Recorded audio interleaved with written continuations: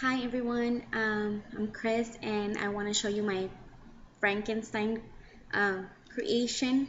Like I've told you in the other videos in my crochet story, was that I usually use and mix patterns to make my own crocheting. So this is the camisole that I showed you guys in my first video. So the story with this was that my washer messed up the straps on it. So it was a brand new camisole and messed up the straps. So I just didn't want to throw it away and I wanted to do something with it so that I can still save the camisole. So I did straps and then I did a back for it. See if you can see it. Okay. And this is for my daughter. But I'm pretty sure you guys can do it on your own camisoles for adults. You just have, I'm going to explain how I did the pattern. I didn't film it or tape it because it's like kind of like a one deal kind of thing. So I didn't write down a pattern for it or anything. I was just trying something out and see if it came out, and it came out really pretty. She tried it on. It fits her well. So this particular lace pattern that you see back here, or down here, sorry, this one's the fan trellis stitch, and I got it by a new stitch a day. Check out their channel, it's super great. They give you a lot of new stitches, and you can kind of combine those stitches to make your own projects, your own ideas. So I love that channel because I always, like I said, I always Frankenstein my own patterns. I will not say I create them because I use snips of patterns from here and there from different people to make my own thing. So let me explain to you. The way that I attached this right here was by creating a blanket stitch on the section that I wanted the trellis, the fan trellis stitch to go. So I blanket stitched that part, and then I did a beginning chain, and from that beginning chain I started the pattern. It was a little weird at first because I've never done it before, so I needed to figure out. I did it like 3 times.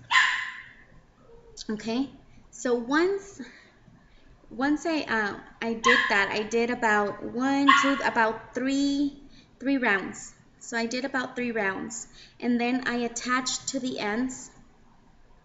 These are double crochets. So I did 5 lines of double crochets on the last stitch, or the last little hole on the pattern.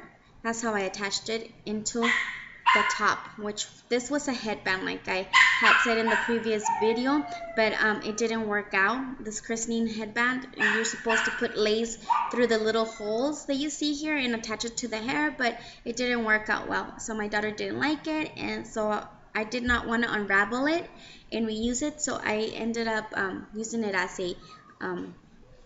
a shoulder strap. So what I did was that once let me see if you guys can see it better like this. Okay. I attached the headband on each side where the shoulder straps will begin on the front.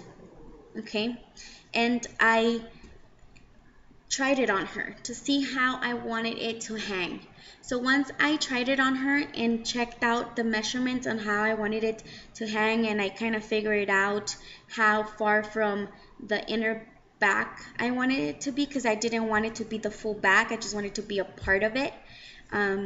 Once I did that, I pinned it with my safety pins, and she still had it on, and I found that that was the best way to make the measurements instead of actually measuring. For some reason, the way that it contoured in the body was different, it was less boxy that way. So I pinned it, okay, and then I marked with pins too, with these pins, where I wanted the blanket stitch to end. So I had pins here and I had pins here to mark where I wanted to begin and where I wanted to end. I blanket stitched in the end, and I started my pattern, my fan trellis pattern from a new stitch a day.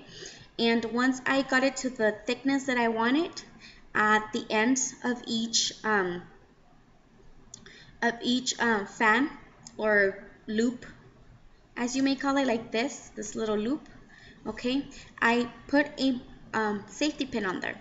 Then I tried it on her, and once I had it on her, I got another pin, and I put it up and I closed it.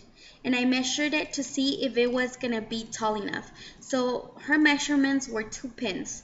So this is what I did. There was 2 pins tall. So that's how I measured it. I know they're kind of wonky measurements, but like I said, I usually make it my own. I don't really do all of that by the book kind of thing.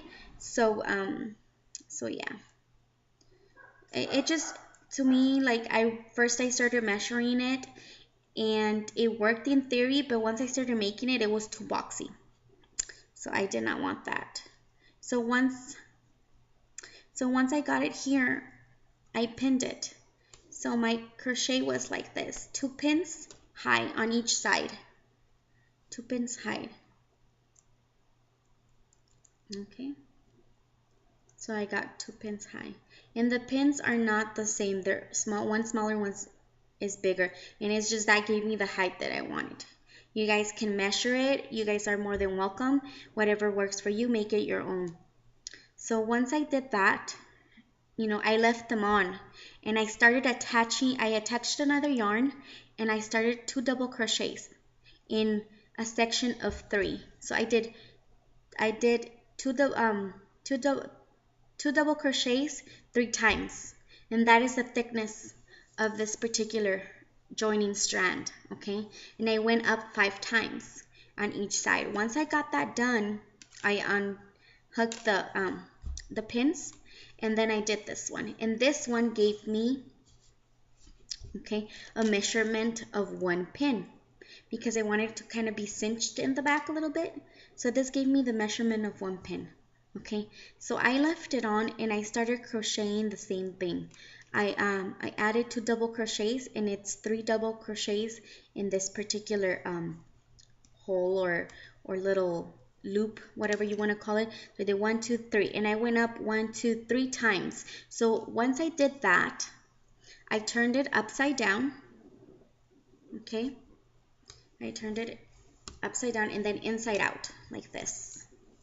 Okay, I did that, and then I graphed and joined all 3 like so, and then I pinned it like this to hold in place. So this is how it was, and then I joined it with a slip stitch all across. I did a slip stitch, and then I joined it with a slip stitch, and I joined it with a slip stitch. Okay, and that gave me this, and then I put I cut it and I weaved all the ends in, and this is what I was left with. Okay, I will try to put pictures up of my daughter wearing it, but I don't know, I'm not really sure because she doesn't like to come out on camera, so I might not do that. But this is how the back looks. Okay, once she has it on, it really stretches it, and it really gives it a really nice look, you know, and this as well. So this is a nice little nifty way to fix your messed up camisoles, or if you want to add something extra flair to a camisole or a new camisole that you bought for really cheap. This is another way to jazz it up. And like I said, this was a headband from a christening book. They had I had a book where it had christening gowns, christening headwear, christening socks, and all of that stuff. I got it from my aunt. She let me borrow it. I really don't remember the name of it, but this particular pattern, like I said before, it's from the New Stitch a Day channel, and it's the fan trail stitch. Okay, so hopefully you guys enjoy my video and try it. See what you guys come up with.